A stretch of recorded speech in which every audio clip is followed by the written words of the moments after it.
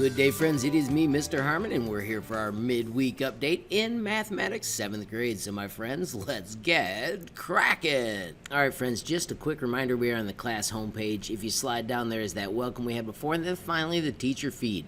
This is where you're going to see the new videos from me, and then when you're done, we need to be into our lessons. Remember, when you hit start here, it picks up where you left off. So you can see my getting started is completed. In rational numbers, I am done with 1.01 and the 1.1 quiz. And once that's complete, friends, it's time to move to 1.02, adding and subtracting rational numbers. As you work through this, make sure you understand you've got 7 pages, you've got your notes, you've got your glossary. So as you're working, make sure you've got your paper so you can take notes and try the sample problems and have your pencil. Of course, if you need a calculator, you can have that out as well. And then you simply have to read through and work through these lessons. Make sure you read each chunk super carefully, and as you work through, you'll learn how they're going to assess you. Make sure you focus on the lesson objectives. They are: I can use the additive inverse property to subtract rational numbers. I can represent the distance between two numbers on a number line as the absolute value of their difference. I can identify and use the associative and commutative properties of addition and subtraction when adding and subtracting rational numbers. These objectives are really important because when you get to the assessments, they're going to ask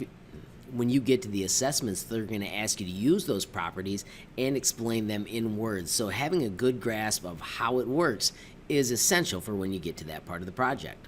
Note, when we move to page 2, you can see they tell you about the additive numbers. They've got all the examples and they've got practice for you to complete and the ability, once you've tried it, make sure you do this on the scrap paper first, then you can check your answer to see if you're right.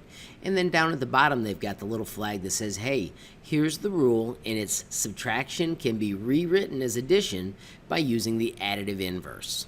Friends, as you're working, don't forget under videos you can find tutorials that were created by the makers of the Michigan Virtual Curriculum where you'll actually see the way they actually want things solved, which helps you again when you're doing the assessments. There are many pages of these. You can just track down the ones like today we're working on rational numbers that probably should be the most useful to you.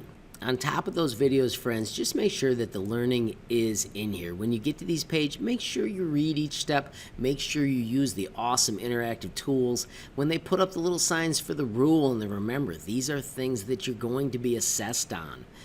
Whenever they give you a stretch your mind, make sure you do both of them. Make sure you check your answer. Make sure you do them on scrap paper or somewhere else before you actually get the answers. Never look at a picture and think it's just a picture. This is a cool project where you actually evaluate them and then click on it to find out if you chose the right one.